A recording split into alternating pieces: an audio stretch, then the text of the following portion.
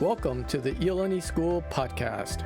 I'm John Tamanaha, Director of Interactive Media and a frequent morning visitor to the Faculty Lounge, where coffee is usually accompanied by good conversation.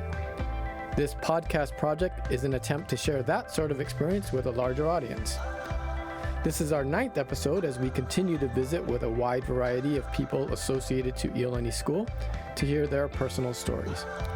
This time we sat down with Allison Blankenship, our school's Director of External Education Programs and a member of the class of 2002. We discussed several topics, but had to begin with and spend most of the time on something very near and dear to her heart, the CUT-E programs, which recently celebrated its 10th year of serving as a community partnership between Iolani School and Pālolo Valley. Thanks for downloading. Please enjoy.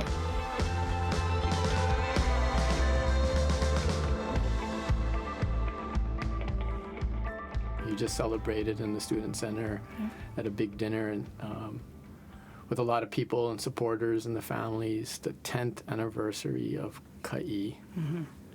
Can you believe it's been 10 years? Yes and no, I guess, is the best answer.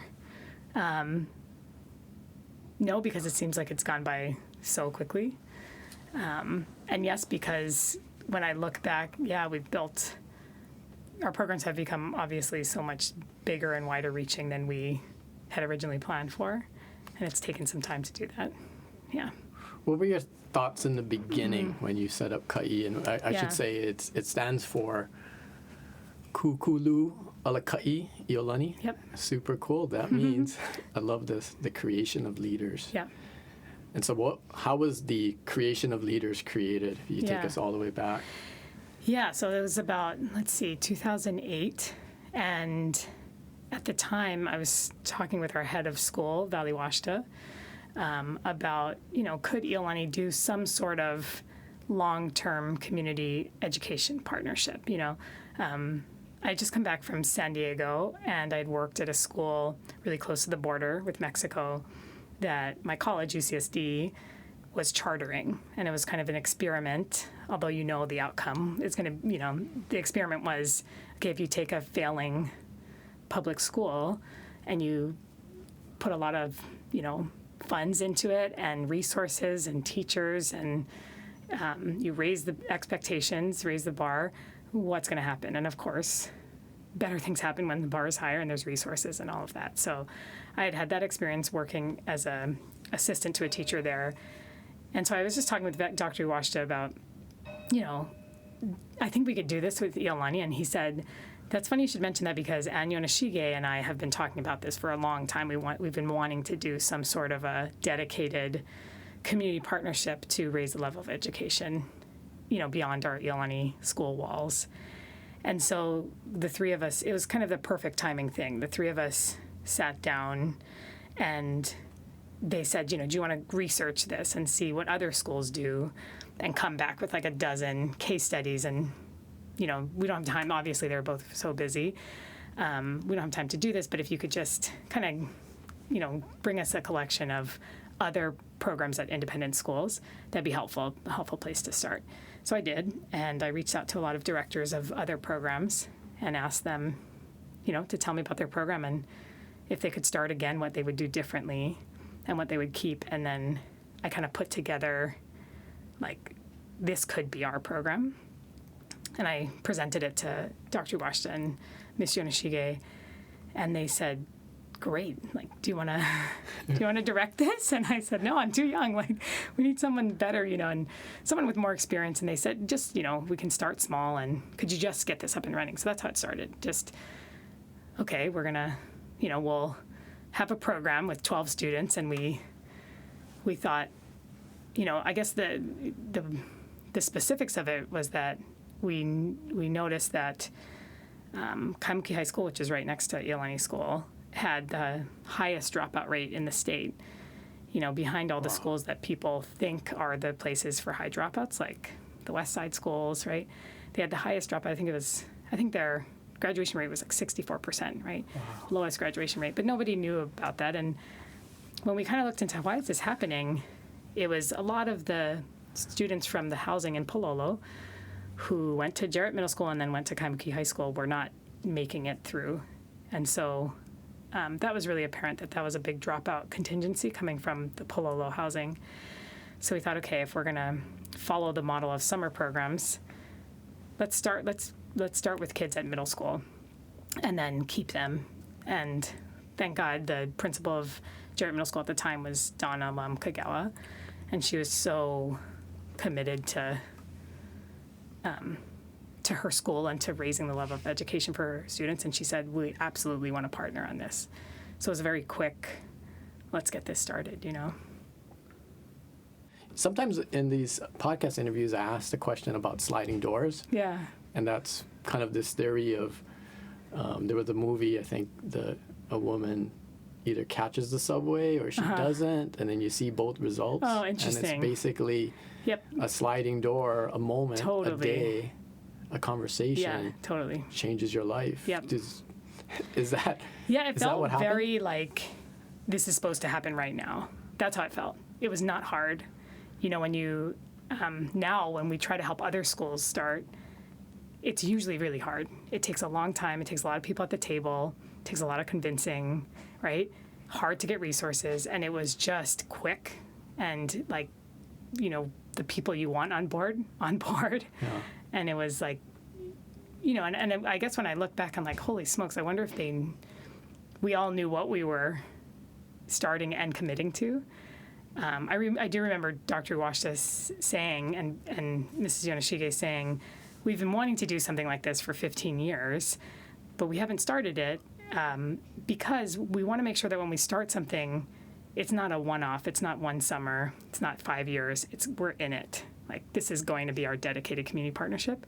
And that made me want to do it even more because I thought that's so fantastic of Iolani to not just say, okay, yeah, other independent schools are doing this, so we should probably have our program too, so that we can kind of join the ranks of those schools. It was more, no, we've wanted to do this before, a long time ago, and we just need to make sure we're jumping in to a place where we can commit for a long time. And as you full well know now, this is not something where you break off somebody's responsibilities and say, hey, Harry, this is what you're going to be doing in the summer, that sort of thing. So that was good, absolutely good timing. But I'm fascinated by this conversation because we can almost date back to UC San Diego and another country, Mexico, and kids there and helping and it kind of that experience kind of is almost the genesis of a conversation and that door sliding open and a person walking through it. And here we are 10 years later talking about it. That's so awesome. So in 10 years, the impact that this program has had on the community, communities maybe, and individuals certainly, can you kind of put that into words? I mean, it's probably pretty hard, but can you kind of give us an idea of the impact? Yeah, I mean, originally we just wanted to, very simply, our goal was to raise the graduation rate of kids coming from Pālolo, low income, first generation high school graduates or college attendees, just raise the graduation rate, right? And Kaimiki High School is literally across the street. Right across the street, And so, we've done that, obviously.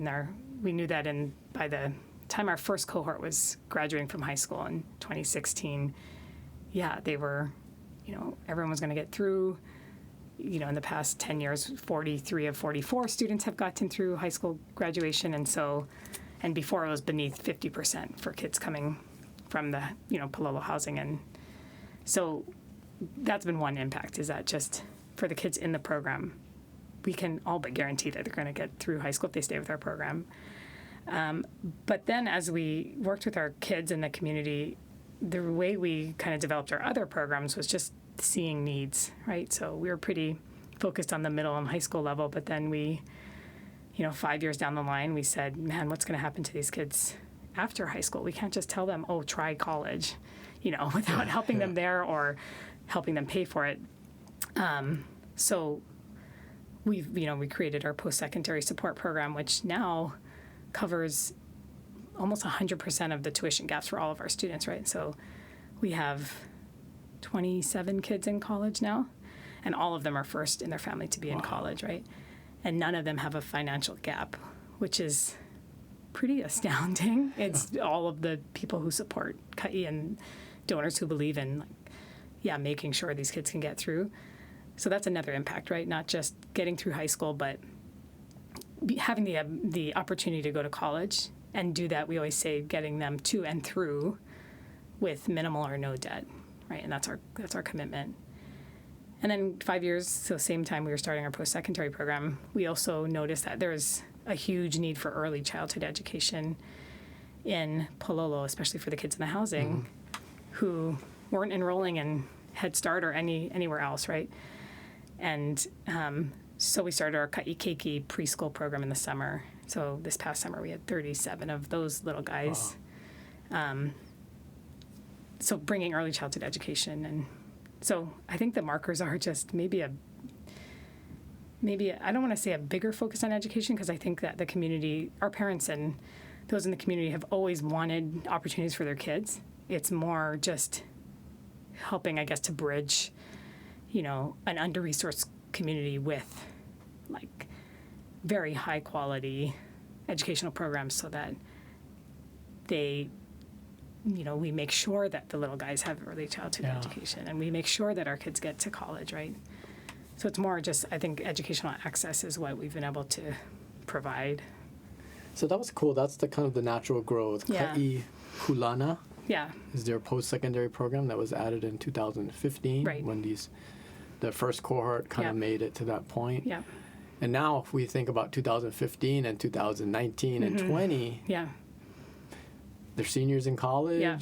Most of them graduate. Yeah, so not all of them are in college, right? Most of our kids at least have the opportunity to attempt college, right? Yeah. And we really believe in that. If we can cover the gap, then even if they do 1 year and then they end up having to work, which is the case for most of our students, they still have that ability to come back to school and have that college experience. Know what it's like. Exactly. Yeah. Which really shifts their mindset, right? Which is helpful if they're trying to achieve, something in their life that would require college education. But we have some great success stories. We have one girl, she's graduating in December. She's going to graduate a semester early. Wow. And then we have a couple others. One that comes to mind, she'll graduate in May. Her name's Tina, and I think she's had the roughest road of any kid I can think of in Ka'i, in that she bounced around kind of from housing to housing, and then, finally in her junior year, she was separated from her mom and went into the foster care system, and we were just worried she wasn't going to graduate from high school, and trying to get her through that and get her life settled. And then she did graduate from high school, and then she went to KCC, and then she graduated with her AA degree, and then she's at Manoa last year, and she's doing her last year, and she's majoring in social work. And everything's paid for through our scholarships and financial aid and things like that. And so she lives on her own. She's the only 18-year-old I know who can live on their own and manage their life that way. And she's just making so many, the right decisions for herself. And she's going to have her degree in social work, and she has a job lined up for awesome. To be, it's just, and I think about, there's so many points along her path that enabled her to have access to those kinds of opportunities, What's it like for you?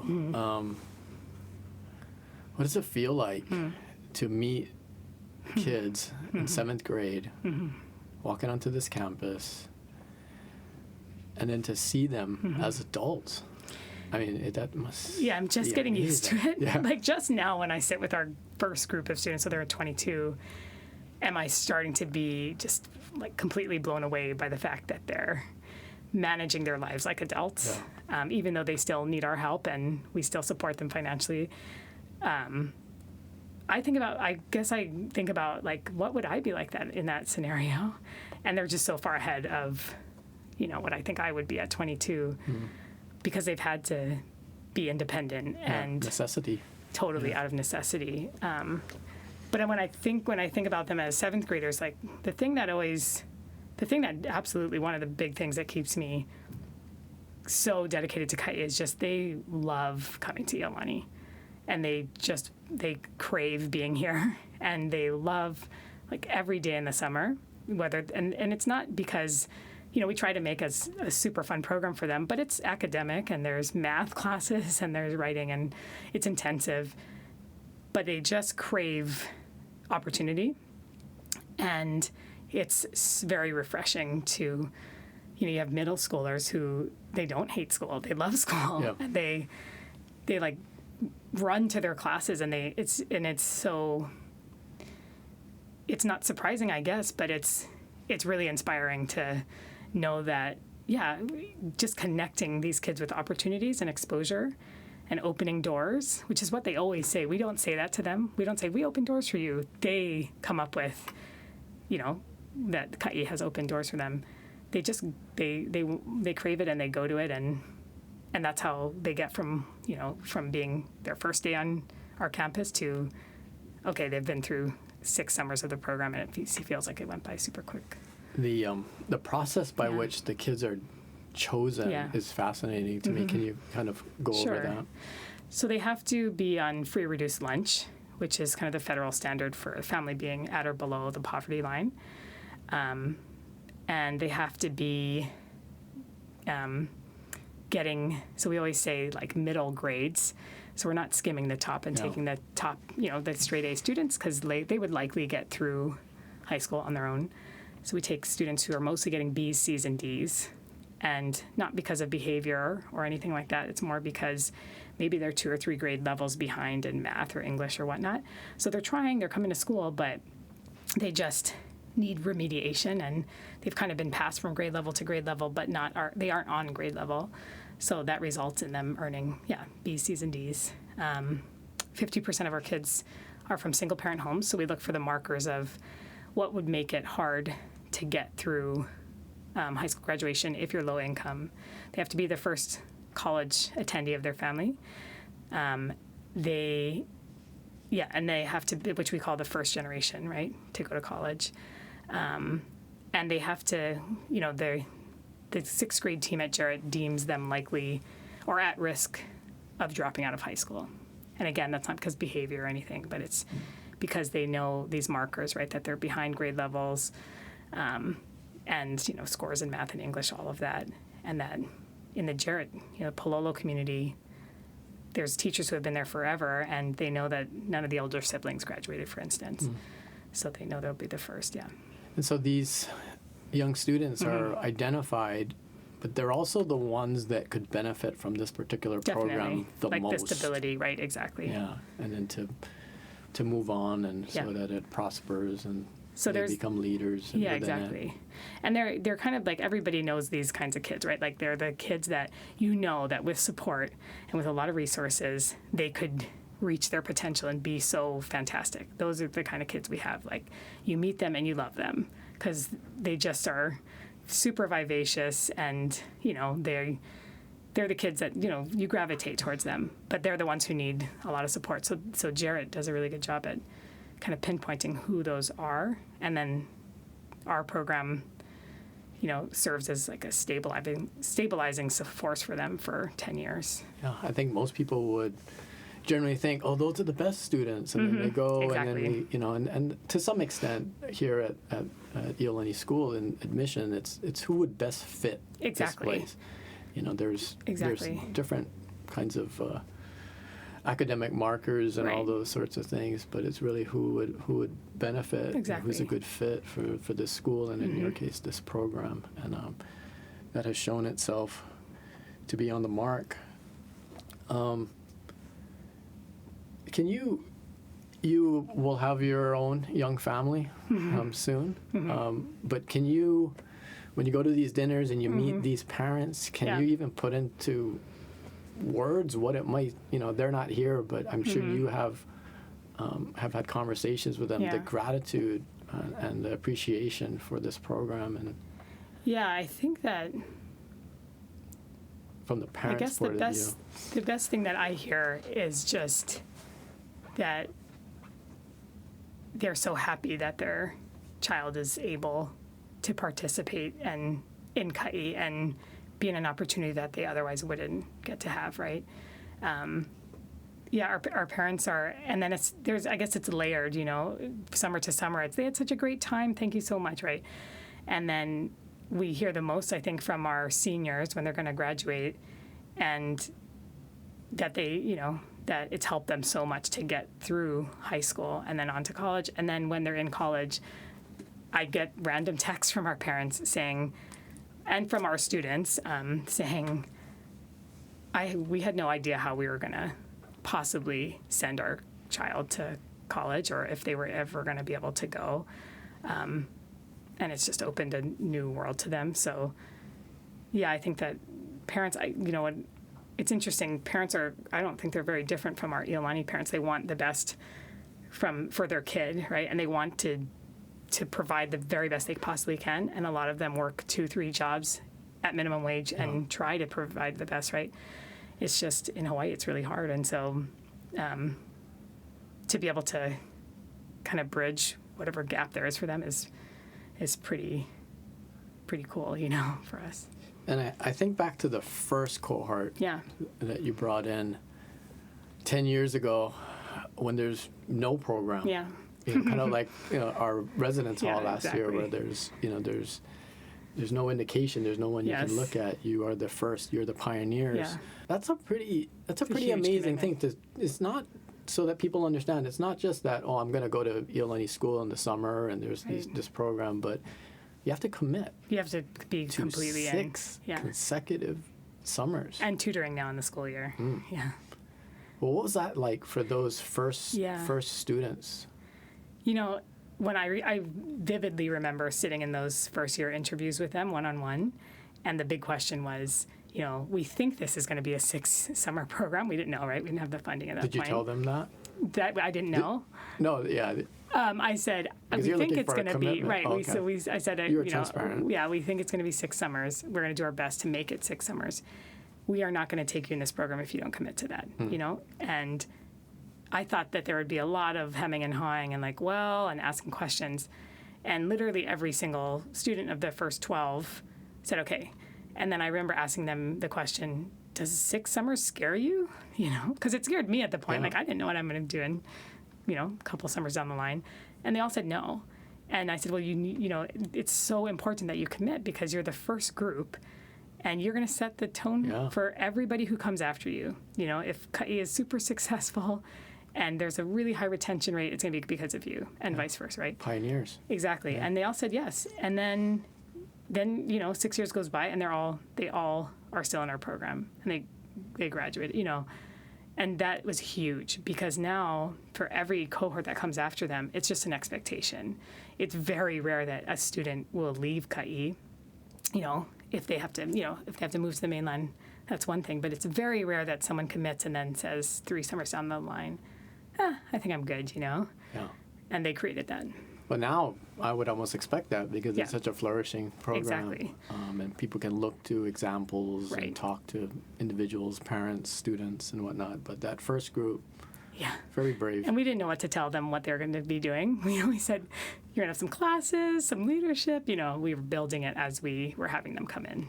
And generally those students would be doing what in the summer if not coming here? That's the number one question I ask in our interviews is what would you be doing if you weren't in Ka'i? And the answer I'm looking for, and the one that every single one of our students has said, is nothing, right? And so I think sometimes people romanticize summer and they say it's so great and go to the beach all day or you go on trips with your family and whatever. But if you're a low-income student, you're not going on trips, right? Your parents are working, and so they normally say they just kind of hang out at home, and they're super bored, right? What always strikes me in the summer is after the July 4th, weekend, if it makes it a 3-day weekend, I always assume that they have a great weekend because it's a 3-day weekend, and they always don't like it because they're just bored. They'd rather be here. Right? If they weren't in Ka'i, they wouldn't have the opportunities. Yeah. That just shows you it's a great job of identifying the kids that would fit the program because you're saying, okay, you're not doing anything, but here's school. Yeah, that's so true. So now you're going to go to school. And, the grades don't reflect maybe a a great connection with school. But there's a want. There's definitely a want. And there's a gain, and there's an enthusiasm somewhere in there. So it's a great job of all involved to identify. Yeah. Those prospective there's still students. a nervousness, of course, of every new cohort that comes in. But I always say, like, we always have a parent who says, I don't know if my student wants to do this. After the first day, they're really like overwhelmed. And I say, you just got to give us 3 days. And after being here for 3 days in summer school, it's fine. You know, they love their classes. They really like their teachers, you know. There have been studies about something called summer slide. Yeah. I mean, we kind of talked about that a little bit, but what are the kind of the scientific factors that happen in the summer? Yeah, so the summer slide, or it's also known as the summer learning loss, is what happens to, you know, under-resourced, underserved kids over the summer months, right? When they have long breaks from school, summer slide is talking about the learning loss that occurs for them, right? So typically, research shows it's about 3 months of math skills and 2 months of reading skills, right? So over one summer period, that's not a huge deal. But, you know, altogether, if you look at, a kid who does not have anything to engage in over the summer from the time, you know, they're born or in school all the way through 12th grade, that's years, right, that they're behind. And they say that just that alone, what does not happen for those kids over the summer, accounts for 2/3 of the achievement gap, academic achievement gap, right? So the research also shows that during the school year, you know, low income or under-resourced kids progress at the exact same rate as better off kids. So they're capable, right? We all know this. Yeah.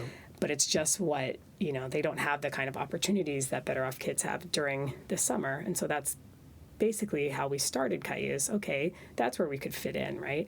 Where they're taken care of during the school year academically, but in the summer, let's fill in that learning gap, right? And not let there be a learning loss. They basically have a couple days after school lets out, then they come to us. They have a couple days, and then they go right back to school. So it's a seamless transition, and they don't have that learning loss. Yeah, I saw an NBC News video about, and it kind of showed it as taking steps forward and taking steps back, and then the differences build up. Yes. And then when you get to that age that we're talking about, when the cohort starts 7th grade, they're 2 to 3 years becomes pretty wide. Right.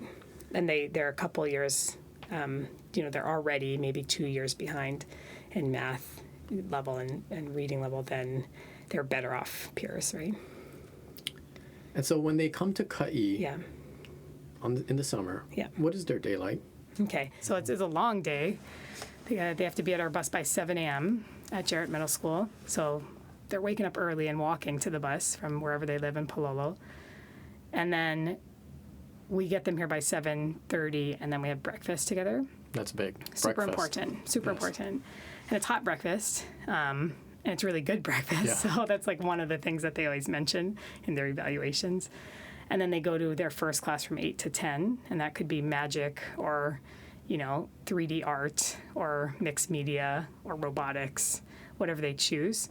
Then we have a snack break. Then they go to their second class for another 2 hours, maybe a writing class, a science class, whatever they choose. And then we have lunch together. And then the afternoon, they have 2 hours of leadership class. And leadership's like the cornerstone of our program where we're building those soft skills, you know, that they may or may not be getting at home or at school. So team building, communication, right? Those kinds of things. And so some of these classes are the summer school classes that are in the catalog for Iolani summer programs. Right, they're integrated. They're in there.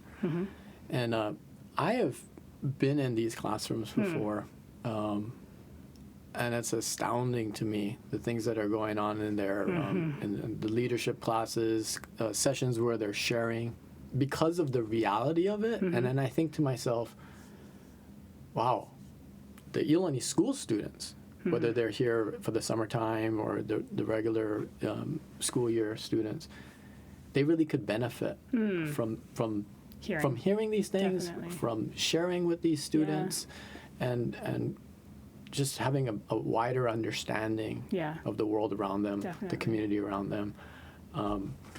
I imagine that this program has helped students in all directions. I hope so, yeah.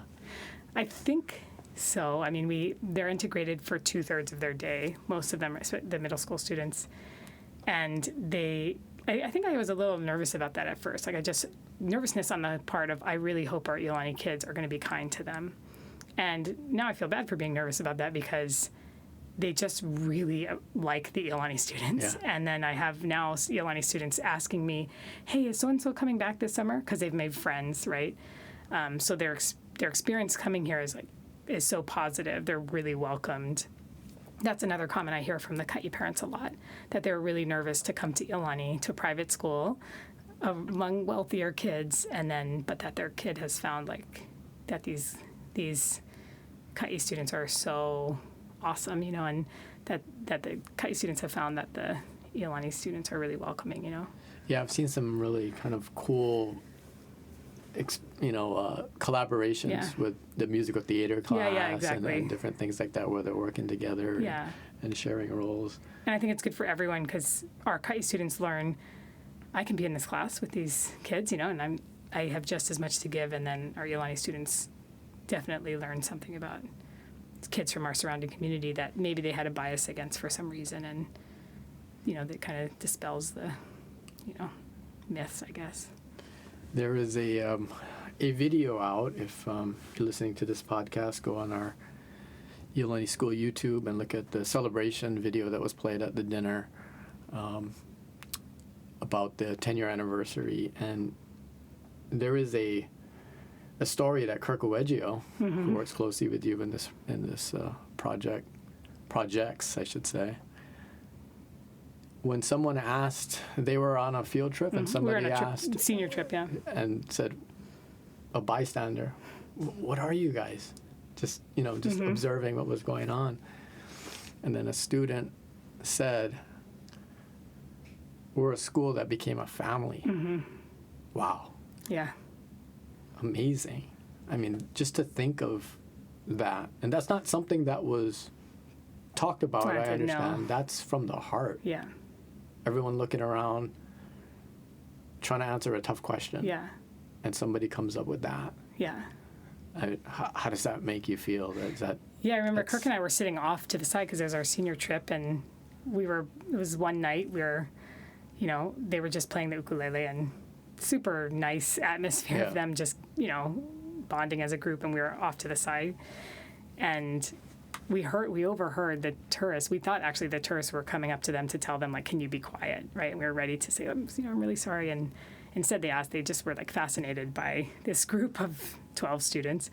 And so when we heard the answer, we're a school that became a family, we looked at each other and we were like, that's such a better answer than we've ever come up with. That's so awesome, Yeah.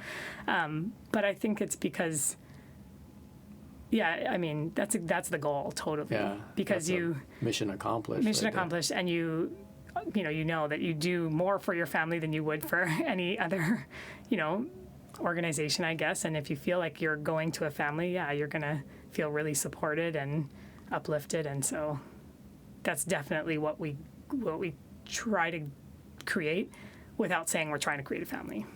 Yeah, it's awesome.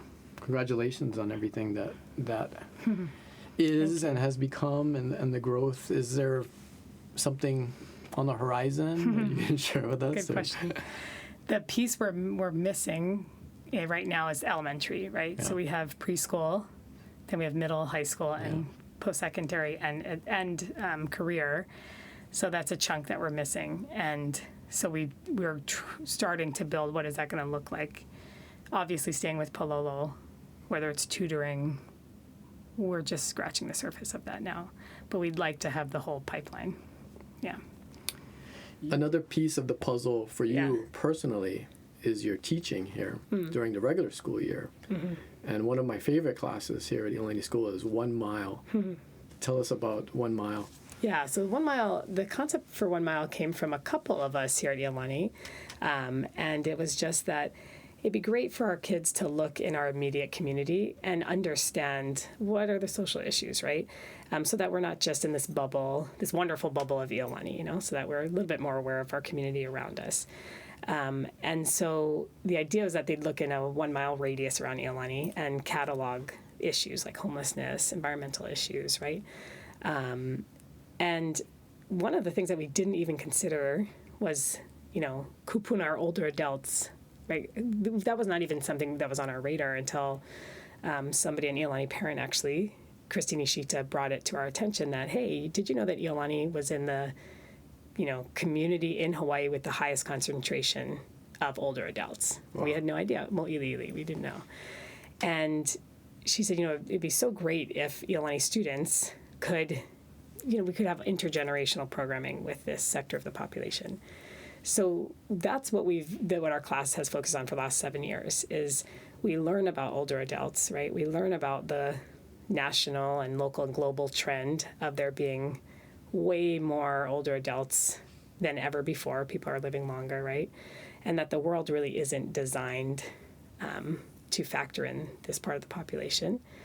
And they do a lot of visits with kupuna in our community. We have so many places just walkable, right? Yeah. Mo'iliili Community Center. We have a Alzheimer's and dementia home right down the street from us called Manoa Cottage Kaimuki. We go to the Plaza Waikiki. We do home visits with clients of Project Dana, which is a nonprofit that visits homebound older adults. Yeah. And so for the first part of the course, they're just getting to know kupuna, getting to know what are the challenges that they have. They really start to respect their wisdom and their experiences, and they're just immersing themselves in learning about older adults, bringing in geriatricians and gerontologists, and learning as much as they can about this sector of the population.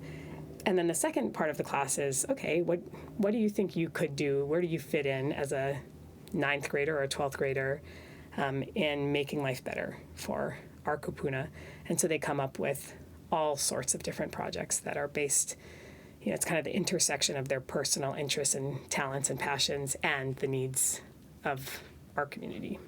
I've seen a couple of these things in play off campus and on campus, and the faces of the kupuna when they're interacting with our students is so amazing. Yeah, it's such a good partnership in that kupuna love being around youth, right? They light up, and they always say that's the best part of their day when our class comes to visit them, or any students come to visit them. And then our students do beautifully, always. This is always the case. Our students do so well when they're in a room with kupuna. They just jump right in. Yeah. And they talk to them like they're their grandparents, right? And it's such a nice, it works for both sides. And so after the first year of doing the class, we thought, we're not even going to choose another issue. This is such a great one for everybody to learn about. And we're just going to focus in, on this partnership. Within 1 mile. Yeah. Yeah. Very cool. Give or take, yeah. And that class is for high school students, 9 through 12. And then you're also teaching a class for 7th and 8th graders. Mm-hmm. Tell us about that one. So that one is similar in the idea. It's called My Life, My Island, My World. And it's a bunch of us made this course, and it was just to have an introductory course for our 7th and 8th graders to issues in our community, and then allow them to have the space and the time to see what can they do as 7th and 8th graders to be a part of the solution, right? To really understand issues. I'm blown away by how much they know already about things like climate change, deforestation, rising sea levels, right? I feel like they're way more aware than when I was here as a student, and they want to they definitely want to be a part of the solution. I think sometimes as 7th and 8th graders, you might feel like, well, I got to wait till I graduate from college to make a difference. But they have great ideas, and so it's just giving them that space to think of, how do I create a solution that's based in research, right? That's well thought out, that's tested, that's redesigned, tested again. So it's a nice elective class because we have a lot of time to do that. Must be somewhat interesting, or very interesting, because these students are maybe 12, 13 years old, and they're kind of looking at things with a fresh mind. Totally. They're not overburdened by... No, and they definitely, they're not jaded. They're so, I don't know, I guess pure is the right word in thinking. They just see issues in a very black and white sense, why does this exist? This is wrong. This shouldn't exist this way. And then the tricky part is figuring out, okay, where do you fit in, though? Do you write a letter to your representative? Do you go down to the climate strike? Do you try to educate younger kids at Iolani? And they choose what they're going to do to address the issue. But we just are really trying to build them as, active, positive citizens or change makers when they're young, so that they do feel like they have the capacity to, be a part of a discussion about solutions, right? And how to make the world better. Do you enjoy being a teacher? Yeah, I don't see myself as a teacher. I've just kind of gotten lucky in these elective classes and made electives that we think round out the Iolani experience for students, but I really enjoy it. Yeah. Those that know you would know this about Allison Blankenship. She is very humble. She doesn't want to kind of be in the limelight, and you're probably doing this interview because it's mostly about Ka'i, and it's something you're very passionate about. But tell me about all of these things that you do at Iolani School. I mean, you've handled things at very important times for this school. You were the director of the Sullivan Center when it first started. You stepped forward when we needed a coach. You've directed Ka'i. You're a teacher. All these things. You went away to college for 4 years to UC San Diego, and you came back, and you're here, and you're doing a lot of awesome work. Tell me about your connection to this school. It's a great question. I love working at Iolani because there's so much potential. It's such a rich environment of not only resources, but people who truly care about doing good in our community, and then that extends to our students, like super good students.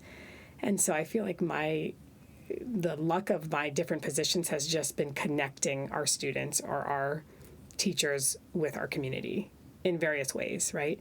And it's just, I've gotten to fill this space of we need a service coordinator, or, okay, the Sullivan Center is going to have this focus on our community and bringing our community in, right? And the Ka'i programs, what a great opportunity to connect Iolani with our wider community, And I think I just love the way that Iolani approaches our community. It's not other, right? It's not that we're doing for. Yeah. It's a partnership, and that's the reason that I love working here. And I think it's great that I have the opportunity to help our students see partnerships in that way. And it's not that we're a private school and we're saving people in the community. It's that they have things to teach us, and we can learn from them. And if we partner, then man, we're so much stronger than we could ever be on our own, It's a very logical and simple Totally logical theory. Yeah. If we take care of around us, might be a mile, or it might be Pālolo, or it might be our wider community, and we can keep extending. But if everyone or more organizations did that, then wow, those are the building blocks of bigger and larger, more successful communities. Right. And I learned this term a while ago called, being an anchor institution, right? So hospitals are anchor institutions in their community, right? They care for us, part of the population in their immediate community. And I thought that's such a great term for a school, right? It should really matter where Iolani is, that we're here in Mo'ili'ili, right? And we can be an anchor institution for the families who come here, but for our community, it really should matter that we're in this place. And how are we anchoring ourselves in a positive way? Yeah. So I always think that way when we're designing new projects, or, when we're building Ka'i. How do we do that in our community? I think that's the theory that Alexander Liho, King Kamehameha IV, and Queen Emma thought about. That's right. Bringing the Anglican bishops to take care of the mind, body, and soul of their people. And that today, St. Andrew's Cathedral, the Queen's Medical Hospital. Center, Iolani School. Yeah, Very I think about a lot, like, would our founders be okay with this, and good with this? And I always think, these kinds of projects that they set out to, take care of the kids in our area, that relates. I think they'd be overjoyed. Hopefully. you've played in a short amount of time, some really key roles at this school. Well, first I just feel lucky, I guess I relate kind of to our Ka'i kids in that I wasn't sure about Iolani when I came, and I was really intimidated. And the first year did not go well for me. You came in 7th grade, right? Just as they do, and it was just kind of. Super overwhelming. And I thought, I'm so don't fit in here, But then little by little, it was teachers, right, who really raised the bar, make you come in for extra help. And at first it was kind of like, just leave me alone, this is not the school for me. And then as they start bringing you in and you start understanding the material and you start doing better, and just the genuine care, you can do this, made me want to do better. And then by 9th grade I loved it here, and I loved being held to a higher bar. That was a huge lesson for me from Iolani. They didn't let anyone slip through the cracks, and they really expect your best. And so I really wanted to give back in some way to this school, because I think I pull on things that I got from Iolani every day. I know I do. And so I thought initially it'd just be coaching, right? I really wanted to coach because I loved playing for the teams here, and I was happy to be able to do that. And then I just feel lucky to be pulled into different roles. And everything, like I said about Ka'i, everything has felt like it's just kind of the right time at the right place, right time. And I just kind of moved into this role, and then I moved into this role, and the sliding doors, the timing of those, the school needing a tennis coach, and then those conversations that you had with Dr. Iwashita, it's just really great timing for you, it was really and great timing for us at this school. You came to this school in 7th grade. Honestly, did you want to go to the school in 7th grade? I did, because my older brother was coming here. That's all I knew, right? I'm going to go where my older brother's going. And it was just so different from my elementary school experience at Honolulu that, it was an immediate turnoff. It's just something new. I came here in 6th grade, and it's different than so different. Wanalo Elementary, where, I had friends and it was comfortable, but, it's not. It's just something different. So different. As a kid, you're kind of, whoa. And I was kind of trying to find my way. I have a twin sister who is brilliant and, who really excelled. And so it's difficult to be the twin to that. Yeah. So, it was just jarring. But at least you had your sister, Jenna, with you to kind of share in that experience. Yeah, but she had a completely different experience. She just soared right away, And so, but I guess finding sports teams and finding good teachers, and Iolani, I feel like Iolani does that for every kid. So did athletics and tennis in general kind of help bridge give me a home. Yep, absolutely. Is there anyone in particular that kind of helped you assimilate in those early years? It's a really good question. I think every teacher that held me to a higher standard. In particular, though, the one I remember the most closely was Serena Okimura in dance. It's I think it was our 8th grade year, and our class was kind of, not doing a great job with a run through, just kind of not giving our best effort. And she very calmly turned off the music, sat us down. I feel like her dance class was more about life lessons a lot of the time than it was about dance, even though she has very high standards. So she sat us down and she said, I just don't understand. Why would you be here and not giving your best effort? I don't understand that. She said, you have to be here, so you're wasting your time if you don't give your best effort. And she wasn't mad. She wasn't, didn't raise her voice. She just said, why would you be anywhere and not give your best effort?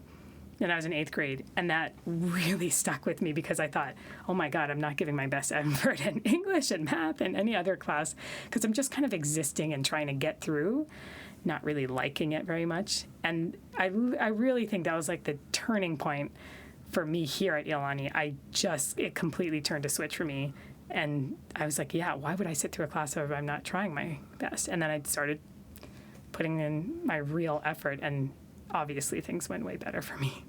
And now that you've kind of seen a lot of graduating Yeah. classes come Yeah. and go, and Kai students and Iolani students. Do you see students that remind you of you? Absolutely. And I give the same speech, the like, and just that very simplistic, like, you have to be here anyway. Yeah. You're wasting your time, and I hope that gets through to them. And for our Kai students, I just think, wow, those kids are so far ahead where I was, because they're already giving their best effort when they're here, But I think that experience of me just having a hard time here and not being quite sure of myself and my potential definitely helps me, kind of relate with students who might be struggling here, and then with Kai students who maybe don't know what their potential is, or I think I relate much better with them than maybe the high flyers. Your classmate, Bobby Webster, was here about a week ago. Yeah. And he kind of told the story about being accepted to multiple schools. Yeah. We can only imagine. Bobby Webster, with his athletic ability and what we know of him now, and his all-around Super ability. smart, yeah. Came to the campus visit, and the thing that made the choice for itself was that he felt that people cared here. Yeah, absolutely. So simple. Yeah. Wow, that's a powerful thing. It's not one thing or the other, No, not the buildings, or programs. engaging, but an overall. Yeah. Is that kind of? Do you share that love of the school and that absolutely, that identifying Yeah. characteristic? Yeah, definitely. I definitely felt the care when I came here, and it was one of the reasons I wanted to come here.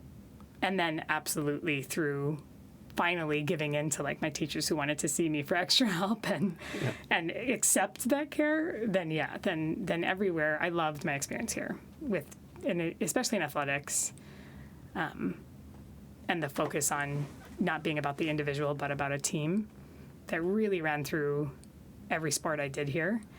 And when I came back to coach, it was the same thing. And it was a really different experience playing tennis in college than playing in high school, just because of the culture, right, and the focus on the team. When you came back to coach, were you nervous about that too? About jumping in. Coaching. I mean, playing is one thing. I guess I was really nervous in the first match. I can remember being really nervous before, but I loved it. I told my high school coach, Mark Skillicorn, when I was a senior, I'm coming back to be your assistant, and I thought that meant maybe when I'm 30, whatever, later on in my life. So then he called me when I was a senior in college and said, I need a girls coach. Do you want to do this? And I said, no, I'm not the head coach. I want to be an assistant. He said, no, I need a head coach. And so I was just super lucky there, and I loved coaching. Coaching tennis, I'm out there every once in a while, especially at the state tournaments that are held on this island, and maybe the ILH championships. But coaching tennis is not like coaching basketball or football, because you can't coach. You can't be there every second, right? Or you have to wait for the changeover. Yeah, and then you can't whisper things, or people don't know that, but it kind of explained that. Yeah. So I think that the practices were obviously really fun because I talk nonstop and can encourage them and all that. But I guess the beauty in tennis is they have to be able to take what they have learned and then do it on their own. And especially in the state tournament, they changed the rule to you can only coach after the set. So you can't even go in there after one game and then three games, right? So they really have to be self-assured and rely on themselves or their partner, which I loved watching. I was coaching girls, and young girls, watching them be able to build that self-reliance, which I just felt was a much bigger life lesson. Yeah. And I was going crazy and, on the sideline, just wanting to jump in. But then I got to a place where I could just enjoy watching them play and then figure out very simply what I would say to them in between sets to just kind of gently steer what they might be doing. Yeah. Yeah, it's really cool that you as a state champion player can mentor and they can connect with you. You've been there, you've done that, that kind of experience. And when you think about this school, there's a bunch of you that fall into that category. The Dean Shimamoto's and the Kristen Masunaga, Chris Lee on the other side, and in soccer, the list goes on and on. But I always am fascinated by the tennis coaching that has to wait till later. Yeah. But that's cool. And the thing too about tennis, and you just explained how they have to do it on their own or with their doubles partner, but so much a team sport that people don't realize. Just like exactly. All the sports here, where cross country is a team sport, but golf. I asked the student athletes this question to kind of relay it on webcast, and it's not an easy question. But what does one team mean to you, Allison? I think to me it means, in athletics or anywhere else, just doing your best at whatever piece you're given so that the whole can thrive, right? So in athletics, that meant, okay, if I'm put in third doubles, like I'm just as important as the person playing first singles, and I just am going to give my best because hopefully then the whole team will thrive, right? Or if I'm not playing, I'm sitting on the bench, I absolutely have a role to play in cheering my teammates on, right? And just anything I can do to make sure that the whole thrives, right? And that's how I feel with my job at Iolani too, right? I'm not siloed in little things. I'm trying to, hopefully with a lot of other people, right, make this the best place it can be for our students, but also for our faculty and our staff, right, our community. Is there a particular one team story that you could share with us that could be born out of athletics but doesn't necessarily need to be? Oh gosh, there's so many. I guess the one that just brought me right back into the Iolani community and into knowing how powerful this place is that, let's see, so I was coaching, it was in 2007, one of my intermediate tennis girls who had played for me the first year I came back, wasn't coming to summer practice. And she would always show up at practice, and so I was just wondering what's going on with this girl. She said she was coming, she's not coming. So finally I called her, I got her number, and I called her parents they're from China, so spoke pretty broken English, and I just said, where's Jenna? She's not been coming to tennis practice, and I just wondered if she was okay. And it turned out that she had been diagnosed with bone cancer. Ooh. And she was at Iolani being treated. And so I just said, can I visit her, and they said, sure, you can come. We're really trying to keep it private, but you can come and visit her. And so I was so nervous to go visit her that first time at Iolani. I didn't know, does she want to see me or what is it going to be like? And I had the rest of the tennis girls write notes to her, and I brought that with me. And when I went to go see her, she had lost her hair, and she was so happy to get all these notes. And she then wrote me a letter that the notes really lifted her spirits, and we started this journal back and forth because she was in the hospital, and then I would come and visit her almost every day. And then I thought, she needs the buoying of the Iolani community beyond tennis. And so we started this big Believe campaign of shirts and fundraising for her family because she was going to need to go to Texas for treatment, and it was expensive, and the Iolani community got behind this thing like nobody's business. We were hoping to sell 50 shirts. We sold 800 shirts. And I just found pictures of this, which made me remember everything. We made a video for her for Christmas because she was in Texas, of all these different classes wearing the shirts and saying messages. And so it was everything from kindergarten, K Melka, those kids are seniors now, to her orchestra class, all in their shirts playing Go the Distance for her, to our soccer team, all the boys wearing the shirt, to our musical, did a number at Hawaii Theater where they all came out in these Believe shirts. and we made a DVD for her. And so, like, it was a one-team story that lasted 3 years. She passed away in 2009. But it was just the amount of support from people who knew her but then didn't know her at all and just wanted to, like, make a donation and wanted to know how she was doing was completely overwhelming. But I thought, this is so Iolani. Yeah. You know? Like, so Iolani. Like, that people just go above and beyond, you know? Especially for students, you know? Absolutely. I remember seeing those green shirts, and you know, when you see something like that, and they're around and they've lived on for years, and people ask questions and stories are told, and then that so Iolani story kind of lives on. You mentioned your sister Jenna. And you're gonna heap all sorts of praise on her, but. One aspect of Jenna that I think a lot of us are aware of is the hokulea. Talk to us a little bit about that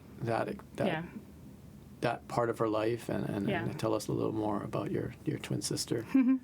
So Jenna, she wanted to be a navigator on hokulea since we were in third grade. Oh, wow. Really? We, like, built a replica of hokulea in third grade. And, you know, it was, like, on wheels on this plywood. And one night, our parents, like, pushed us across the courtyard. And we made it like we were navigating by the stars, right? And so ever since that point, she really, I don't know how we learned about hokulea, I guess. And it really stuck with her that you could navigate your way from one place to another by reading the stars and the wind and the waves and birds. And so she kind of tucked that away. She excelled in school, and then after college she went to go teach in the JET program, and she landed in Okinawa, and then she saw on the front page that hokulea was going to be coming into port there. And so just went down there and said, can I volunteer? She just really just jumped in and said, third grader in her. Yeah, the third grader there. in her, exactly. Wow. And just loved it. And then our parents, I guess for both of us, our parents always said, you know, for your first job, just do whatever you would do for free. Like, just explore whatever you would do for free. You know, do it, right? And put your whole heart into it. And that's what I was able to do. And I was building ka'i. That was volunteer work. And what Jenna, definitely, she was volunteering for hokulea for 3 years. And then, you know, got noticed and became Nainoa Thompson's assistant. And then was training as an apprentice navigator. So when the Worldwide Voyage launched in 2015, was that? She was on the first leg to Tahiti, and then on, I think, 9 other legs, and navigated one by herself. And just fell in love with that kind of. That's so amazing. I didn't know the third grade aspect of which it. means, right? I mean, it just shows how important it is what your teachers choose to do and make your experiences really real, you know? Yeah, living your dreams. Yeah. It's incredible. Thank you so much for all that you do here at the school. It's so many things. We can't cover them all. And congratulations on the ka'i programs and all that you've done to shepherd that. And I can sense it. Let's talk about all the other people, because it's not just you, no, and you would be the There's first so many person to people. want to do that. There are sponsors. Yep. There's Kirkawegio. Absolutely. There's others. Can you kind of talk about the support system that you have for Absolutely. ka'i? Yeah, I was just going to say, it's definitely not just me, right? Yeah. In our third year, we added, we really expanded our staff, and Kirk was one of the ones that I just was dying to get as part of ka'i. He had traveled every summer, and I said, you would be so fantastic with this program. Like, I just need you to be with these kids. And so finally in 2012, he said, okay, I'm going to not travel over the summer, and I'm going to be in ka'i. And he stayed ever since. And he is just someone that you want on your team no matter what you're doing, right? But he's our head leadership teacher, so he really sets the curriculum and the tone for the meaty stuff that our kids are getting, you know, and the things that really our kids latch onto. And when they remember ka'i, they talk about leadership class. But he also has become our director of our tutoring program. So that means like every afternoon but Friday, he is at Jarrett or Kaimuki from like 2:30. Last year it was till 6, right? And just, being Kirkuejo about it and making sure that every kid is like doing the best they can in school, really raising the bar for them, right? And he's one of my best friends at school, so it's just super. It's awesome to build the programs with him. He's excellent. And then we have Bonnie Traymar. She's our director of post-secondary pathways, and she's fantastic. She ran her own program in the Bay Area and was really interested in a private school that was not just trying to get kids to college and then kind of wiping their hands and saying, okay, we did our job, but who would commit to them through, because we know that's the hard part. So we hired her and she's done a phenomenal job building our post-secondary program, making sure our kids have access and are paired with the right, appropriate match of schools. We have a huge team in the summer, so balloons, we go from 3 of us to 20, right? And those are, what I love about it is it's a mix, but there's a ton of alums who work in our programs, like Alyssa Minimission and Kendall Tacone, Sarah Sharoma, Erin Kushimayejo, and the list goes on, who come in, there are teachers, right?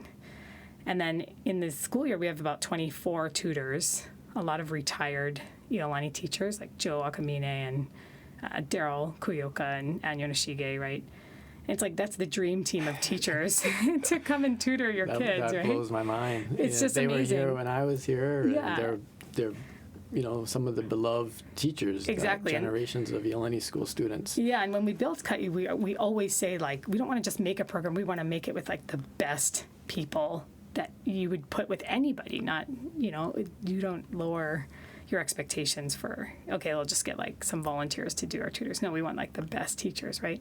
And then we have some all-star teachers from Iolani who are currently here who come over as well, Jamie Muranaka and Lisa Saruda, those kinds of folks. So our tutoring program gets a huge amount of supporters. And then we have our Keiki program that has Molly Taylor. She's an alum. She's the director. Toby Hirata is one of our kindergarten teachers here. Yep. She teaches. We have a team of 4 early childhood educators there, and then young alums who work in that program. So, there's just so many people who help us and make sure that our programs have the Iolani culture running through them, whether it's tutoring or post-secondary or Keiki, right? And then we have donors. And we started with a very few amount of donors, like big foundations. And it's kind of snowballed into, every foundation has their niche and their interest in early childhood or maybe college support, whatever it might be. But I guess the point that I thought this is so awesome is when Iolani said, okay, for Aloha United Way, instead of having it come to Iolani School, we're going to have it go to the Ka'i programs, right? So now Iolani's Aloha United Way goes to the Ka'i programs, which gives us like 200 more individual donors, which is really pretty awesome, yeah. Yeah, to learn more about the Ka'i programs and the donors and perhaps to become one, go to iolani.org/KAI. Once again, Allison, thank you for all that you do, and thank you for taking the time to visit with us and share these important stories. Thank you.